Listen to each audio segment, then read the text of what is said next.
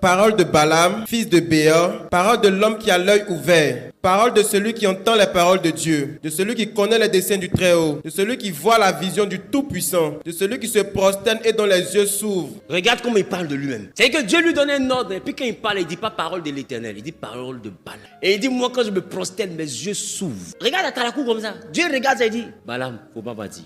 Tu sais, ton petit frère joue au ballon, hein, mais il y a des attaquants qui ne doivent pas attaquer. Mon petit, pardon, faut pas partir. Il va déchirer ton short. Des fois, tu dis que tu as force, mais les gens, là, tout le monde demande, pardon, faut pas partir. Il va te tuer. Tu as Dieu, d'accord, mais écoutez, est-ce que vous savez pourquoi Goliath est mort? David n'a jamais tué Goliath. David dit, je viens contre toi au nom de l'Éternel. Remarquez, Dieu n'a pas permis, il n'a pas autorisé le contact. David n'allait pas croire. Vous n'avez pas lu? Dieu n'a même pas autorisé le contact. Goliath, quand il vient, David prend un caillou, quand il lance net, Goliath tombe. Terminé. Tu penses que ces cailloux-là dans Goliath? C'est-à-dire qu'il y a un ange qui est un marteau. C'est vous qui ne voyez pas?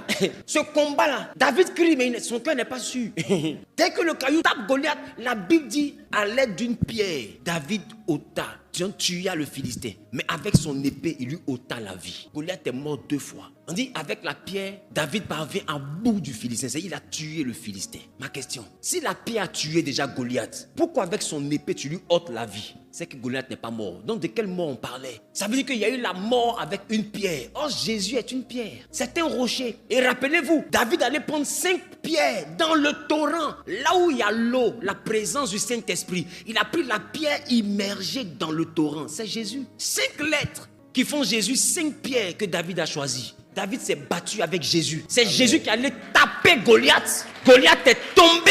Et David maintenant est venu prendre main pour faire le scénario comme si c'est un homme qui a fait. Or, ce n'est pas un homme qui a fait. Si c'est un homme, là, il y a longtemps que Goliath avance, mais le peuple d'Israël recule. Parce que même quand David veut pas attendre, on dit lui là, il est soldat depuis sa jeunesse. Il dit non, je tue le lion, je tue l'ours. Lion, c'est l'homme.